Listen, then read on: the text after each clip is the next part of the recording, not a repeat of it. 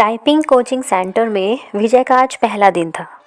वह अपनी सीट पर बैठा टाइप सीखने के लिए नियमावली पुस्तिका पढ़ रहा था।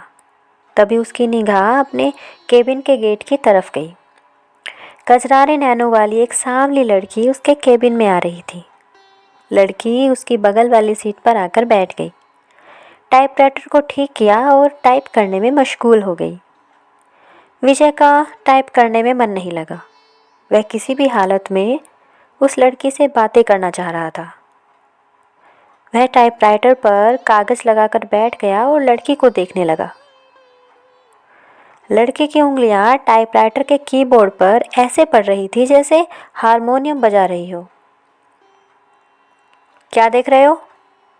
थोड़ी देर बाद लड़की गुस्से से बोली, आपको टाइप करते हुए देख रहा हूँ। अच्छा, यहाँ क्या करने आए हो? टाइप सीखने। तो ऐसे सीखोगे? लड़की के स्वर में तल्खी बरकरार थी। वो मेरा आज पहला दिन है, इसलिए मेरी कुछ समझ में नहीं आ रहा है। आप टाइप कर रही थी तो मैं देखने लगा कि आपकी उंगलियां कैसे पड़ती हैं कीबोर्ड पर। आपको टाइप करते देखने लगा तो मैं भी सीख जाऊंगा। यदि इसी तरह मुझे देखते रहे तो आपकी ये मनोकामना कभी पूरी नहीं होगी।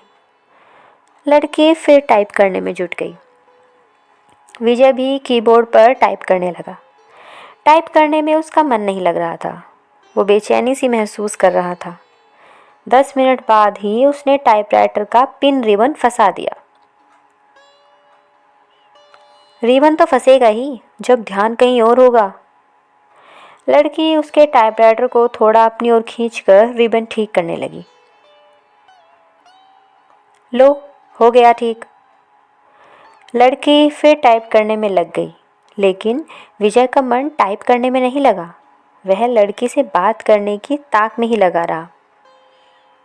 मन नहीं लग रहा है क्या? अचानक लड़की ने उससे पूछा। लगता है सीख भी नहीं पाऊंगा। हसार तो कुछ ऐसे ही दिखते हैं। आपका नाम? विजय ने बात को बढ़ाने के लिए सवाल कर दिया। सरिता। अच्छा नाम है, लेकिन मुझे इस नाम से नफरत है। क्यों? कोई एक कारण हो तो बताएं। यह कहते हुए सरिता अपनी सीट से उठी और पर्स कंधे पर टांगते हुए केबिन से बाहर निकल गई। विजय उसे जाते हुए देखता रहा। उसके जाने के बाद उसने टाइपराइटर पर निगाह डाली। टाइपराइटर उसे उदास लगा। इसी दिन से विजय हवा में उड़ने लगा। रातों को छत पर घूमने लगा, तारे गिनता और उनसे बातें करता। चांदनी हवा में बैठकर कविताएं लिखता। गर्मी की धूप उसे गुनगुनी लगने लगी। धुइयां गुलाबी हो गई और जिंदगी गुलाब के फूल। आंखों से नींद गायब हो गई। वह ख्यालों ही ख्यालों में पैदल ही कई कई किलोमीटर घूम आता। अपनी स्थिति के बारे में उसने अपने दोस्त को बताया तो उसने कहा, गुरु तुम्हें तो प्यार हो गया है। दोस्त की बात सुनकर उसे अच्छा लगा। अगले दिन विजय ने सरिता से कहा कि आप पर एक कविता लिखी है, चाहता हूँ कि आप इसे पढ़ें। हाँ, यह भी खूब रही। जान न पहचान तू मेरा मेहमान। कितना जानते हैं आप मुझे? जो भी जानता हूँ उसी आधार पर लिखा है। सरिता ने उसकी लिखी कविता पढ़ी। कविता के नीचे उसने विजय की जगह सागर लिखा था। सरिता ने उसे देखा और कागज़ विजय की तरफ बढ़ा दिया। विजय ने कहा कि मैं चाहता हूँ कि आप इसे टाइप कर दें। इसे छपने के लिए भेजना है। सरिता कुछ नहीं बोली।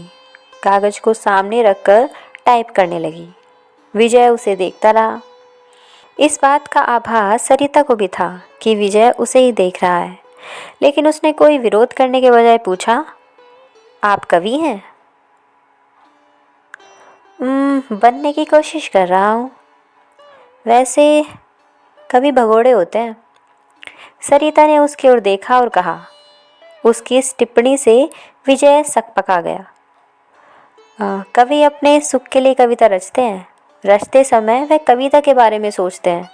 उसके बाद वह कविता को उसके हाल पर ही छोड़ देते हैं। कविता जब संकट में होती है तो कवि कविता के पक्ष में खड़ा नहीं हो सकता। यह आप कैसे कह सकती हैं? मैं समझती हूँ कि आदमी की ज़िंदगी भी एक कविता है। मेरी ज़िंदगी भी एक कविता है।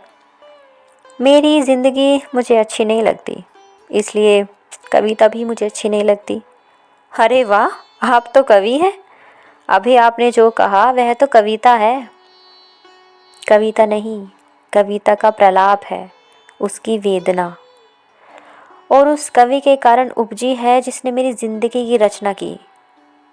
इतना कहकर सरिता केबिन के बाहर चली गई। कैसी है ये लड़की? विजय ने सरिता के टाइपराइटर को देखा। लगा जैसे टाइपराइटर किसी शोक गीत की रचना में मशगूल है। आज उन्होंने अधिक बातें की। उनके वार्तालाप को देखकर टाइपिंग इंस्टीट्यूट चलाने वाली मैडम ने उनके पास आकर कहा कि आजकल तो तुम काफ़ी खुश हो सरिता। बदले में सरिता केवल मुस्कुराई। विजय भी मुस्कुराया। तो क्या मेरे प्यार की गंध इसे भी लग गई? अगले दिन सरिता जब इंस्टीट्यूट आई तो काफ़ी सजी धजी थी। नया गुलाबी सूट पहने थी, बालों का स्टाइल बदला हुआ था। विजय को सरिता का यह बदला रूप अच्छा लगा। वह अपनी भावनाओं को दबा नहीं पाया। बोला, काफ़ी सुंदर लग रही हो। जवाब में जब सरिता ने मुस्कुराते हुए थैंक यू का फूल उसकी तरफ फेंका तो उसकी इच्छा हुई कि खड़ा होकर नाचने लगे और ज़ोर ज़ोर से चिल्लाए कि उसे प्यार हो गया है। आदमी जब निराश होता है या फिर लक्ष्य के प्रति उसकी स्थितियां साफ नहीं होती तो वह धर्म और ज्योतिषी की शरण में चला जाता है। विजय की भी हालत कुछ ऐसी ही थी। वह सरिता को चाहने लगा था, लेकिन सरिता भी उसे चाहती थी, यह स्पष्ट नहीं था। वह अपनी बेरोजगारी से भी परेशान था।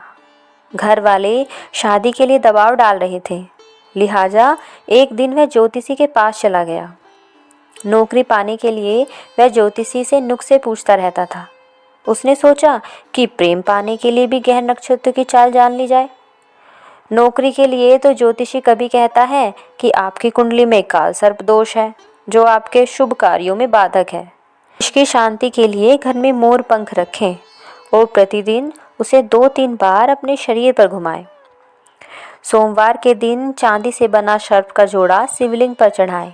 नित्य श्री गणेश जी की उपासना करें। धैर्यपूर्वक ऐसा करने पर ही रोजगार प्राप्ति की संभावना बनेगी। विजय ने अभी तक उसके बताए हुए हर नुस्खे को आजमाया, लेकिन आज तक कोई संभावना नहीं बनी। शिकायत करने पर वह कह देता कि आप पर भाग्येश शुक्र की महादशा चल रही है। शुक्र के बलवर्धन के लिए शुक्रवार के दिन 5.5 रत्ती का ओपल चांदी में जड़वा कर दाहिनी मध्यमा में धारण करें। पंडित जी, मेरी कुंडली में प्रेम है कि नहीं? है ना? बहुत है। कुंडली पर सरसरी नजर डालते हुए ज्योतिषी ने कहा। प्रेम विवाह का योग है, लेकिन कुछ बाधाएं हैं। प्रेम विवाह में क्या लफड़ा है? आप पर शुक्र की महादशा चल रही है जो अशुभ फलप्रद है। गोचर में भी आपकी राशि पर शनि की 7.5 ही चल रही है। शनि शांति के लिए प्रत्येक शनिवार कुत्तों को सरसों के तेल से बना मीठा पराठा खिलाएं। ग्रह शांति के उपरांत ही प्रेम में सफलता की संभावना बन सकती है। सब ढकोसला है। इतने दिनों से आप एक सरकारी नौकरी के लिए मुझसे जाने क्या क्या करवाते रहे। मिली नौकरी? साला चपरासी तक कोई रखने को तैयार नहीं। भनाया हुआ विजय ज्योतिषी के कमरे से बाहर निकल गया। घर पहुंचते ही मम्मी कहने लगी, तुम्हारे पिता ने लड़की पसंद की है। उनके दोस्त की बेटी है, बीए करके नौकरी कर रही है। तो मैं क्या करूं? शादी कर लो। बिना नौकरी मिले यह नहीं हो पाएगा। फिर तो पूरी जिंदगी कुंवारे ही रहोगे। बीवी की कमाई खाने से तो कुंवारा रहना ही अच्छा है। कहते हुए विजय अपने कमरे में चला गया। 1 सप्ताह तक सरिता टाइपिंग स्कूल में नहीं आई। विजय रोज आता रहा और निराश होकर घर वापस जाता रहा। 8वें दिन सरिता के आते ही वह पूछ बैठा कि 1 सप्ते से क्यों नहीं आई। जिंदगी में बहुत दिक्कतें हैं, कहते हुए सरिता अपनी सीट पर बैठ गई। क्या हो गया? मेरी बहन जो बीए कर रही है किसी लड़के के साथ चली गई। दोनों बिना शादी के एक ही साथ रह रहे हैं। ऐसा क्यों किया? उसका कहना है कि यदि वह ऐसा नहीं करती तो उसकी शादी नहीं हो पाती। मतलब? हमारे घर के आर्थिक हालात। इतना कहकर सरिता चुप हो गई। मुझे नहीं लगता कि आपकी बहन ने कुछ गलत किया है। आज की युवा पीढ़ी विद्रोही हो गई है। वह परंपराओं को तोड़कर नई नीतियां गढ़ रही है। समय के साथ सब ठीक हो जाएगा। पर माँ तो नहीं समझती। हाँ, उनके लिए समझना थोड़ा मुश्किल है, लेकिन आजकल सब चलता है। हमारा समाज बदल रहा है। बिना शादी के एक साथ रहना पश्चिमी परंपरा है, लेकिन अब ऐसा हमारे यहाँ भी होने लगा है। हाँ, बैठकर सपनों के राजकुमार का इंतज़ार करने से बेहतर है ना कि जो हाथ थाम ले उसके साथ चल दिया जाए। चाहे 4 दिन ही सही, जिंदगी में बाहर तो आ जाएगी। विजय को लगा कि कह दे कि तुम मेरे साथ क्यों नहीं चलती, हम शादी कर लेते हैं, पर वह कह नहीं पाया। जानते हो, मेरी एक बहन 12वीं में पढ़ रही है। उसका भी एक लड़के से प्रेम चल रहा है। वे दोनों एक दूसरे से शादी करने को तैयार हैं। अगले साल बालिग होते ही शादी कर लेंगे। विजय के मन में आया कि कह दे कि अच्छा यही है। वह अपने आप वर खोज ले तो तुम्हें परेशानी नहीं होगी। वैसे भी 5,000 रुपये की नौकरी में तुम कौन सा राजकुमार उन्हें दे दोगी। अच्छा है कि वह अपने अपने प्रेमियों के साथ भाग जाए। बातों बातों में एक दिन सरिता ने उसे बताया कि उसके पिता की मौत हो चुकी है और वह 3 बहनें हैं। उसका कोई भाई नहीं। बहनों में वही सबसे बड़ी है। वह एक ऑफिस में काम करती है और उसे 5,000 रुपये मासिक वेतन मिलता है। दूसरी जगह काम पाने के लिए टाइपिंग सीख रही है। विजय को अपने दोस्त के साथ घटी ऐसी घटना की याद आई।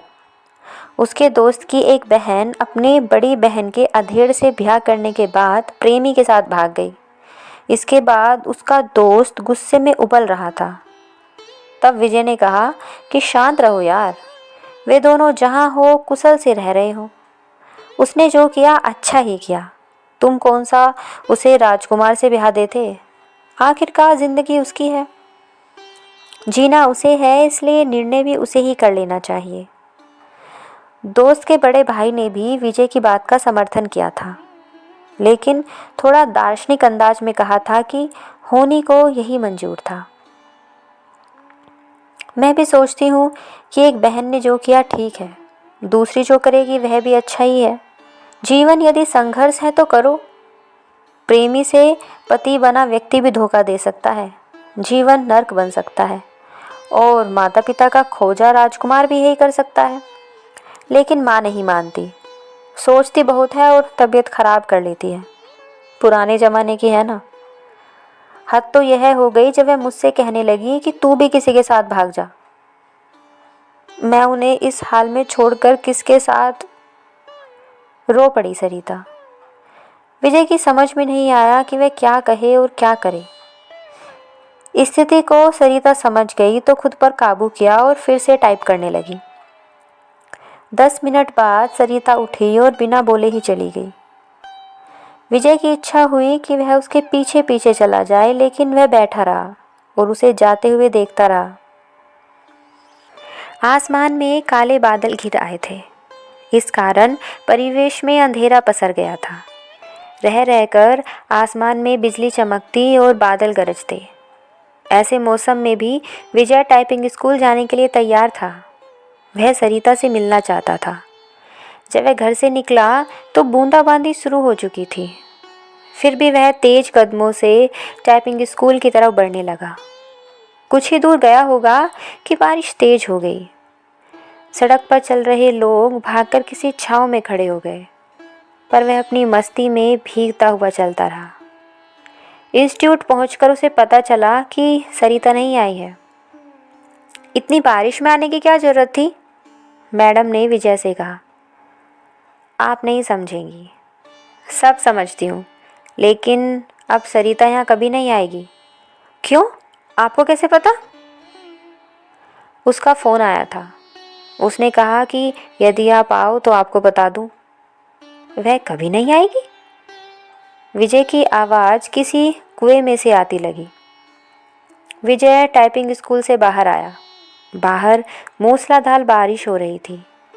जैसे ही उसने नीचे की ओर कदम रखा कि जोर से बिजली चमकी और बादल गरजने लगे। विजय संज्ञा शून्य सा भीगता हुआ घर की तरफ चल पड़ा। उसने सोचा कि वह सरिता के घर जाएगा, लेकिन उसके घर का पता तो मैडम ही दे सकती है। यह सोचकर वह वापस पलटा, लेकिन तब तक टाइपिंग स्कूल बंद हो चुका था। भीगते हुए घर पहुंचा। तब तक उसका शरीर बुखार से तपने लगा। लगभग 15 दिन वह चारपाई पर पड़ा रहा। जब कुछ ठीक हुआ तो 20वें दिन टाइपिंग स्कूल पहुंचा। मैडम नहीं मिली। यह सिलसिला 15 दिनों तक चला। 16वें दिन उसे मैडम मिली। उसे देखते ही बोल पड़ी कि काफ़ी कमज़ोर हो गए हो। उस दिन बारिश में भीगा तो बीमार हो गया था। विजय ने मैडम से सरिता के घर का पता मांगा और उसने एक कागज़ पर लिख लिया और विजय को थमा दिया। मैडम को धन्यवाद बोलकर विजय चल पड़ा। वह आज ही सरिता से मिलना चाहता था। जब वह मैडम के दिए पते पर पहुंचा तो वहां ताला लगा था। पड़ोसियों से पूछने पर पता चला कि सरिता यहीं रहती थी, लेकिन अब मकान बेचकर चली गई है। कई लोगों से पूछने के बाद भी विजय को उसका नया पता नहीं मिला। निराश होकर वह वापस लौट आया। सरिता के इस व्यवहार से उसे काफ़ी धक्का लगा। उसे कुछ समझ ही नहीं आया कि सरिता ने ऐसा क्यों किया। वह सरिता की याद में कविताएं लिखने लगा।